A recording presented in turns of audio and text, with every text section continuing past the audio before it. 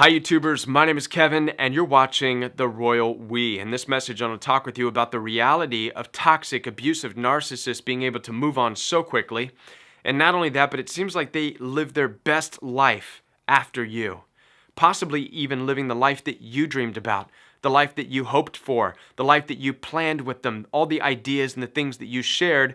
You're watching them experience it and live it out with brand new supply while you are left broken, feeling like you did something wrong, that you didn't try hard enough, evidently, and if only you would have tried talking to them a different way or not bringing something up or whatever the case may be, then that could be you living that life with them. If this is you right now, I want you to hit the like button right this second because this message is going to be for you. And it's a very important message. There's three things now that I want to share with you. Three common questions that you may have and that I had myself. The first question is, what is it about the new supply, the people that these toxic, abusive narcissists have moved from you to spend time with them? What is it about them that has won the heart or has seemingly won the heart of the toxic narcissist? That's the first thing we're going to talk about, okay? The second thing is, are these new people, the new supply, are they really getting the best of the toxic narcissist? The part of the narcissist that you believed was always there, that you were trying so desperately to get? That best version? Why does it seem like they only get that best version? And what if they get that best version forever? Right? Perhaps that's your question. And then finally, the last question that we're going to tackle in this message is, should you expose the abuse that you went through in the toxic relationship? Should you? Should you expose it to the new supply? This is something that we all wrestle with, and a lot of us really desperately feel like we need to do something about this and to make a decision. So let's get started. So in regards to the first thing that we want to talk about, what is it about the new supply that has won the toxic, abusive narcissist's so-called heart in the situation? Now, in the dating world, if, let's say, they moved on from your relationship into a brand new relationship with new supply, and let's say that you often brought up the idea of marriage, and you talked about it, it was something that you really wanted, it never materialized. But now you're witnessing through their Facebook account or Instagram account, which, by the way, you're breaking no contact if you are looking at their Facebook and Instagram. I'm just saying, you're punishing yourself, okay? But I digress. What you see in their new relationship is that there's already a ring, an engagement ring on the finger of the new supply. How painful is that? It really can cause you to think about the reality and the possibility that you messed up and it's all your fault, right? No. We'll talk about this. Perhaps it's your family, and they created such drama and problems centered around you, and then finally you go no contact and leave, and you're looking at social media, and they're posting pictures of all them getting together and smiling and happy, and their arms around each other like one big happy family. And once again, you feel like you're missing out because you were the problem. Okay, we're going to cover this, right? So what's going on? What's going on? These people that are interacting, the new supply, if you will, that's interacting with the narcissist, have they really won the heart of the narcissist? No. The simple answer is no. Why? Because toxic, abusive narcissists do not have a heart that can even be won by another individual. And I know this sounds harsh and cold, but it's the truth. And I'm going to explain to you exactly what I mean here. Toxic, abusive narcissists do not go from relationship to relationship because they have a heart that somebody can reach. That's not why they bounce from relationship to relationship. The average length of a relationship with a toxic, abusive narcissist in any intimate setting is at the most 7 to 10 years. The average friendship is a lot less than that. They leave a wake of destruction behind them in the form of broken relationships. There is no way that they have a heart that can be won over by any relationship. It's the opposite. They are running from relationships into the next one. Here's an aspect that we typically don't talk about when we talk about narcissists. We often associate narcissists without being able to experience any guilt or shame. They're aggressive, assertive, and very confident and believe they do no wrong. Yeah? Possibly. But behind that, one aspect that people rarely talk about is that they are, in fact, burdened down with extreme amounts of guilt and shame. And I want to explore this idea with you. Listen, nobody can destroy another person's life without taking on a spiritual, subconscious burden as a result of it. Now, for you and me, we experience it as being guilty, feeling ashamed of what we've done, and because of empathy and compassion and the tools that we have developed to deal with this, we confront the issue, we apologize, okay? Toxic, abusive narcissists do not have the tools or the skills to deal with the guilt and shame. So what they've developed over time is an automatic response that transforms that guilt and shame into an automatic victimhood.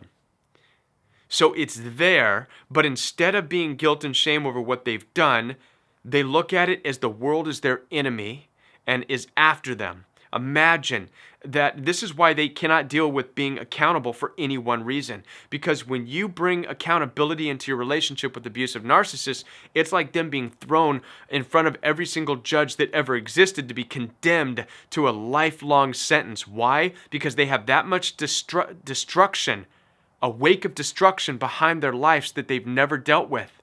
They've transformed that into victimhood. So they spend their life running from relationships. They don't have a heart that can be won over. They're running from every relationship as though they're being chased. Imagine running from relationship to relationship, feeling like you have to look over your back because you know the damage that you left behind, right? And why are they running? It's not guilt and shame anymore. Now it's fear that they're out to get them. This is where they turn into the victim. And now they go into the new relationship. And so what you see with the new relationship, the new supply, the new boyfriend, the new girlfriend, the cousins they're hanging out with, right?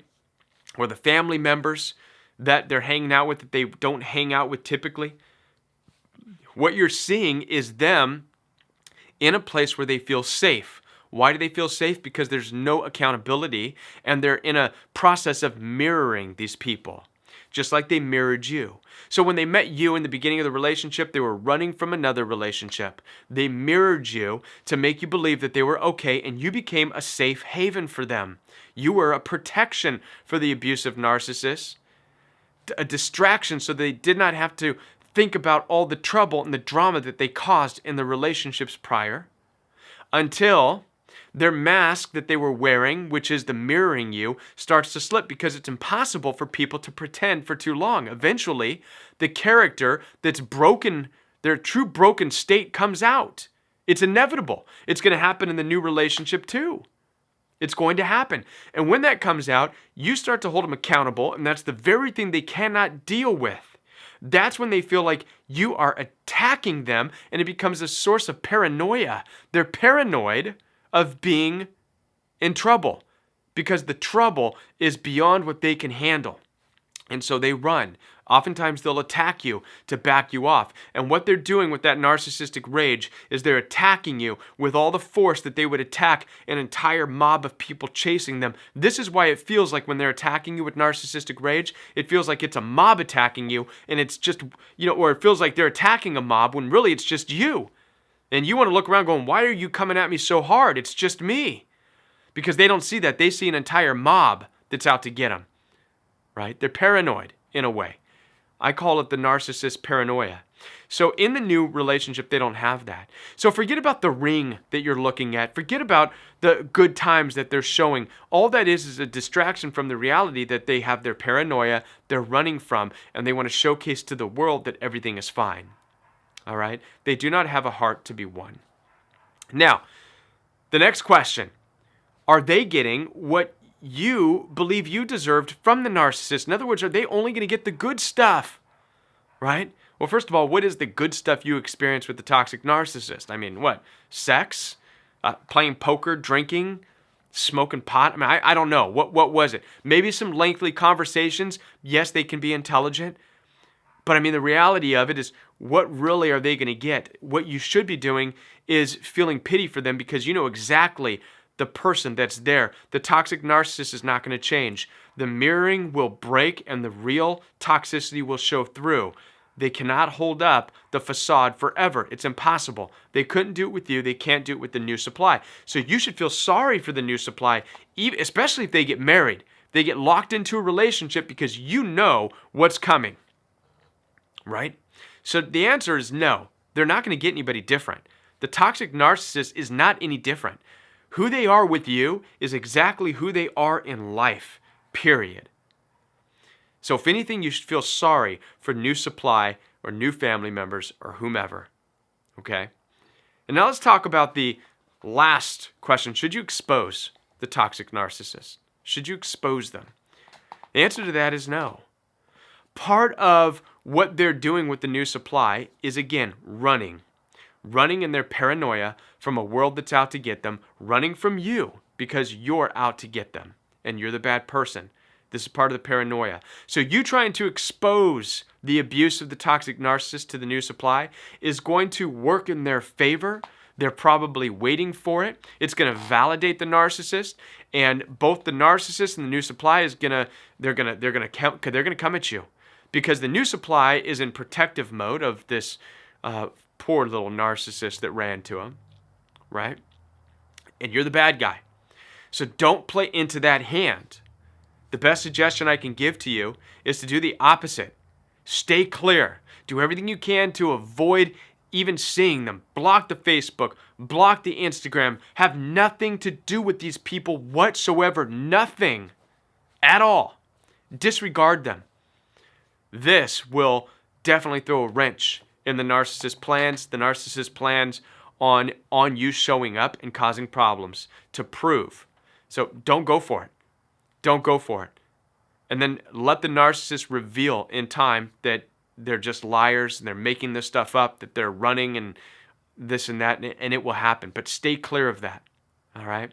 Stay clear of the desire to want to expose them. You just focus on healing in your own life. Move on and do everything you can to go no contact. Now, with that, I want to be a part of your healing journey.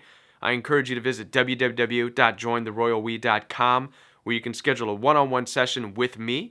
We can have a telephone session, a FaceTime session for those of you who are Apple iPhone users, or we can have an email consultation. Again, www.jointheroyalwe.com is where you can sign up and do your scheduling for a consultation. Also, every Monday night is Royal We Live Chat. This is an opportunity for us to come together as a community to ask and answer questions. You could even call in for free, so long as you understand that it is a live show and that it will be live. And lastly, but definitely not least, is the all-new Royal We Fellowship. This is an in-depth Bible study from the understanding that the world is toxic and narcissistic. It's unlike any Bible study you've ever been a part of. This is every Saturday morning at 9 o'clock a.m. Central Standard Time. You can find all the links to these channels and much more, such as Instagram and Facebook, down below in the description box. So look down below right now, and I'll be back with more videos right here on The Royal We.